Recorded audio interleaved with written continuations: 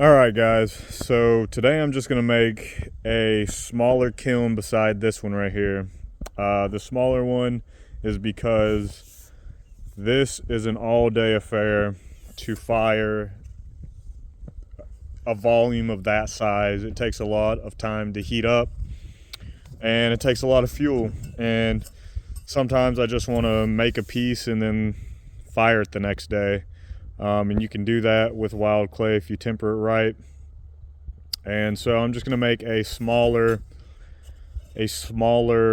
kiln that doesn't require as much fuel, and it doesn't, and I really don't need to take as much time firing it. So I could be done in 2 or 3 hours instead of like 8 to 10. So I'm just gonna make it beside here, and I'm gonna go step by step on how I do it. All right, so all I'm gonna do here is draw out how wide I want my kiln to be, and then I'm gonna make the grate, which is the use of perlite and wild clay along with a little bit of sand. And I'm gonna mix all that together and set it flat on here. So I'll do that now.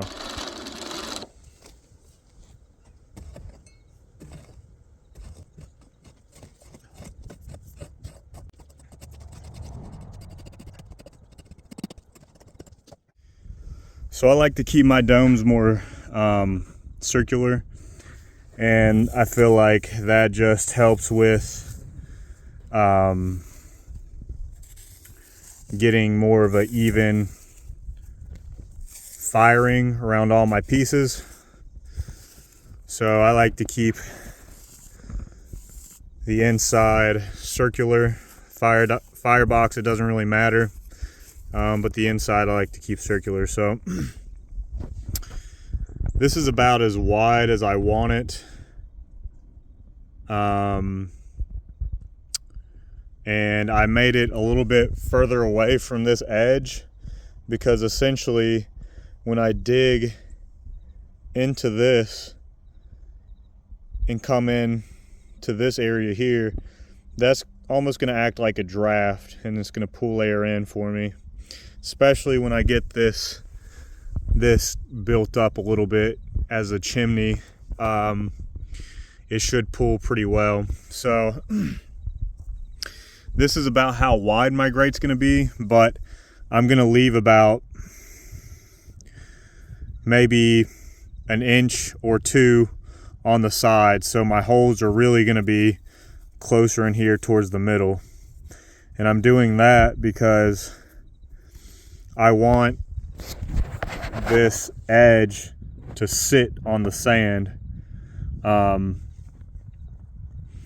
because it's going to have a ledge for that grate to sit on. So I'm going to want about an inch to 2 inches of grate that does not have holes in it, that I can just sit on the sand, and that will be really sturdy, and it will hold all my pieces that I sit in the middle here. All right, so after you dig out your template for the grate, you're just going to want to make sure that the bottom is flat, as flat as you can get it. I mean, you don't have to put a level on it or anything, but eyeball it and make sure that it looks relatively flat, and then make sure it's the right depth for you. For me, with the wild clay that I'm using, it gets very, very sturdy. Whenever I fire it, it's very dense. And then mixing it with the perlite just helps with it not cracking at higher temperatures. So I think 2 to 3 inches for me, and the clay that I'm using should be good. So just verify that you've got it to the right depth and that everything's flat. So now what I'm going to do after I've done all that is I'm going to add perlite. And I'm just going to put about half perlite in here.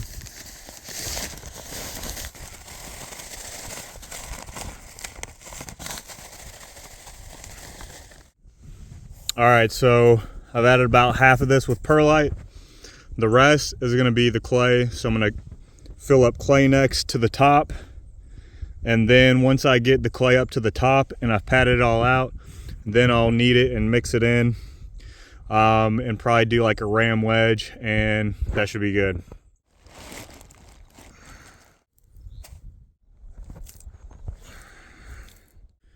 All right, so that's about half and half. Now all you need to do is mix it together and then re-flatten it out with that mixed perlite in there. And then after you get done with that, you'll poke some holes in it. We'll dig a hole into the side connecting up to it.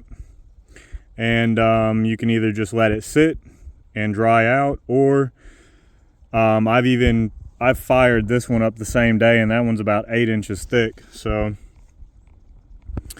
this one's only going to be about 3 to 4 inches thick, but you could also dry it out same day.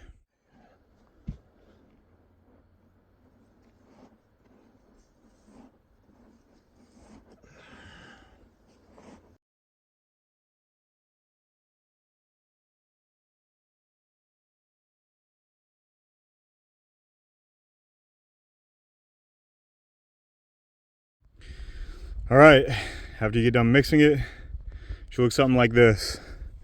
Anytime you push into it, you should be able to feel that perlite at every level. It is going to be a little bit crumblier feeling, but that's what you want. So I'm just going to pat this out with my feet because it's pretty easy doing it that way. Get it back into your original shape that you had.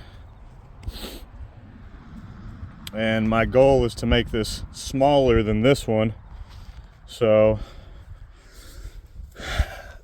width-wise, it already is, but I would like to make it small enough so that I don't have to use a lot of fuel. And this is probably going to be the only way to do it. So I'm just going to, I might use more than, see now that that's spread out a little bit more after tamming it down. That's why you need to make sure whenever you're making your template to get your walls almost to a 90 degrees. So whenever you pat this out, it doesn't splay over the top like mine just did. You know, that's just a little bit more time to put into it, but it's worth it if you don't have a lot of material. I fortunately do, so it's not that big of a deal for me. So I'll just make the width of my edges a little bit wider. So I'm gonna go 2 to 3 inches. So really all I want is maybe like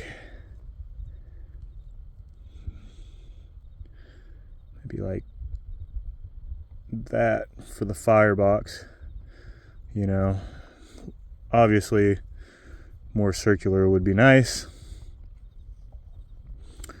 but you know, something like that. So once I've determined the size, all I'm gonna do is make my holes, and you can do that with your finger. You can use a stick. It doesn't really matter, but I think this is wide enough that I can reach all the way down to the bottom. So I'm just gonna stick my finger in. See if I can touch the bottom here. And I can just barely touch the bottom. So that's about 3 inches.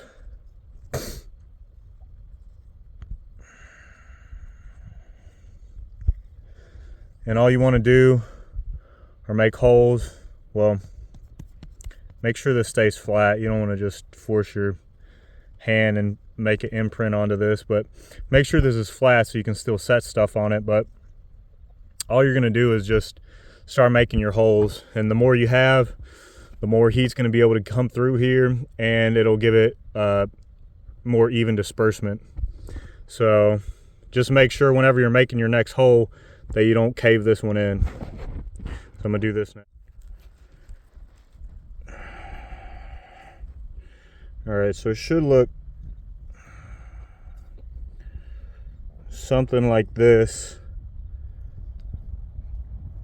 And now all I'm trying to do is get all these holes opened back up. And I might need to use a stick or something because my hand, now that I've pushed into all these holes, it's kind of raised the middle up a little bit. So I may need to come in with a stick to get all these holes perfect, but you wanted something like this. Remember the reason this edge is here is so that it can hold onto a ledge. So I'm only going to be digging the width of this circle right here. So when I come in through the side, I'm going to make sure that the furthest I go back is to this hole, and then I'm going to make sure I can get my finger through there so that there's airflow. I'm going to do that with each and every hole. And then after I get done with that, I'll build up the chimney and I'll insulate it with sand, and that'll be it. So I'm gonna go ahead and kind of fix up these holes a little bit, and then I'll show you how to dig into this. All right, so I got the holes a little bit more uniform here, but the main thing after you get done doing that is to come back around and make sure that there are no sharp edges on your grate, because as it dries and whenever you put pottery on top of it, it will rub against the bottom of it and it will scrape it. So keep that in mind. So just make sure that after you get done doing the holes, to take the time to maybe smooth out some of these cracks and flatten it. If you need to flatten it, you could add more clay and maybe a little bit of sand mixed in with the clay and just put it on top to kind of level this out in some of these divoted areas. But really the main thing that I would be concerned with is sharp edges. If you don't want your pieces to get scratches or anything on them, make sure that you smooth out all of these holes.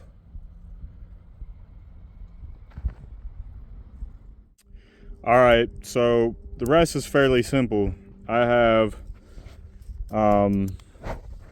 really sandy soil here, so this is gonna be really easy to dig out. But really all I'm gonna want to do is dig about 2 of these sticks down, which will make it to the end of my hole here. I'm gonna start here. I'm gonna dig about, I'm gonna go about 6 to 7 inches down, and that'll be where I'll start it. I'll have to reinforce the inside of this firebox, so you should make it a little bit bigger than what you're thinking to begin with. And you can reinforce this with the same mixture that I did, the perlite and clay, or if you had bricks or fire bricks or anything like that, just so if you have soil like mine, which is really sandy, it will eventually collapse on itself. It needs something in there to reinforce it, to keep the walls up, or over time it will just collapse and you won't have a firebox anymore, and then it'll just mess everything up. So definitely want to make sure whenever you're making your firebox and digging out your firebox, dig it a little bit better than you would expect it to be. And you know, obviously if you're using brick, you're gonna have to account for that. You're gonna have to dig it wide enough and tall enough so that you can set bricks in there, which actually I might do. So I might show you guys how to do that, and I'm gonna find something better to dig this out with, and then I'll get back to you. All right, so the hole has been dug. The next step, I can tell it's getting close to it because as I'm digging, I'm tapping, and you can almost hear it hollow where I'm tapping at. That's how I know I'm really close to the edge here. And all I'm gonna do is just put my stick down in through these holes and just make sure it goes all the way down. So that just went through. I'll be able to fill that hole now when I stick my hand through there. And I'll be able to widen that down at the bottom. So looks like I'm gonna have to redo these holes at the top one more time, but this is a surefire way to find the holes when you're digging the hole in the bottom. And so all I'm gonna do is go back into the hole I just dug, put my hand in there and feel for these holes and put my finger through it to widen out. And really you want the bottom of these holes wider than the top, or at least as wide as the top. That way it can get enough heat up to your pieces to fire them. So I think that was all the holes there. I'm gonna go through into the bottom here. And I'm just gonna feel for them, start widening them out.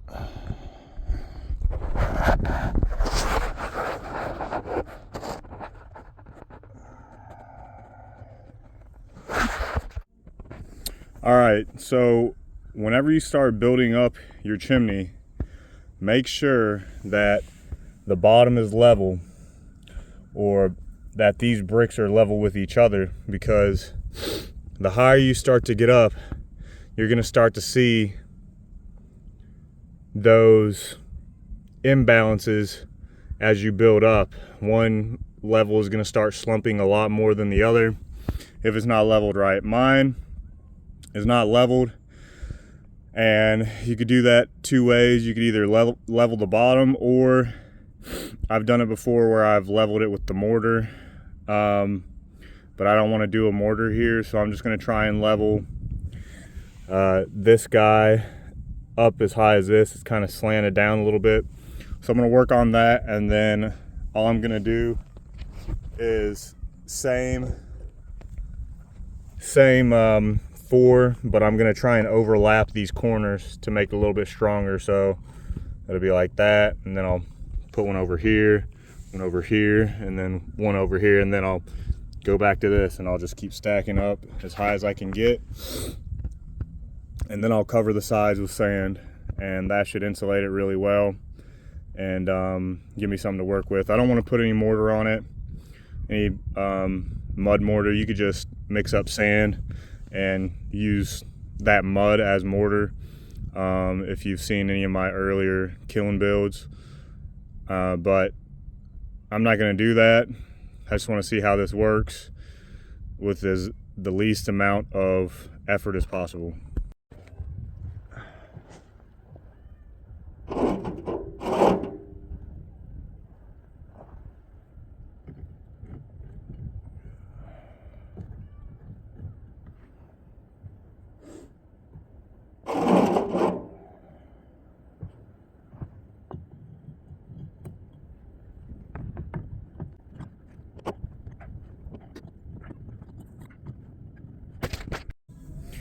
All right, so after you've got that stacked a little bit, the next thing you want to do is just pile up sand onto the sides and build that up, close all these air gaps. Now with that chimney, a little bit tighter, a little bit more compact, it's really starting to pull now, and hopefully that doesn't blow my grate.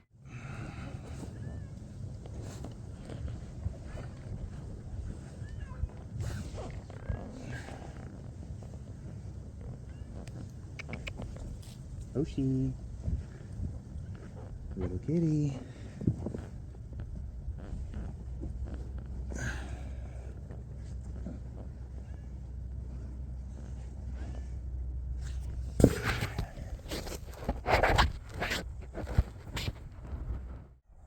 All right, so after you have covered your kiln with sand, this is what it should look like. It should be packed in to these corners and it should be sealed.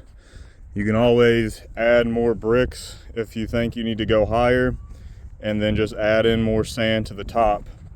The best way to do that I found is just getting the sand that you initially used to dig out that hole and just start putting it around the base with a shovel. That's going to be the easiest way, and don't worry about packing it until you get to the top of where you want to be. So just shovel, shovel, shovel, and keep adding up until you get up to the top. And then once you get to the top, then you can start packing everything in, and just be gentle with it unless you've used, you know, mortar or something like that, because these bricks still can move if you push it in too hard. So just make sure you pack it well after you get it all on. All right guys, so that was pretty much it. I might make another video on how it's doing and how it's performing, but that's the basics of making a kiln. Fairly easy, as long as you have some of the material and the land to do it on. As you can see, it's still burning, and the good thing about it is it only needs material like that, small finger-sized sticks, and this will stay burning throughout the day with minimal fuel, minimal effort compared to this big guy over here. So appreciate watching. If you got any value out of it, please make sure to like, share, subscribe. It only takes a few minutes, and it will allow me to make a lot more of these videos for you guys. And just, yeah, I appreciate it, and I'll see you next time.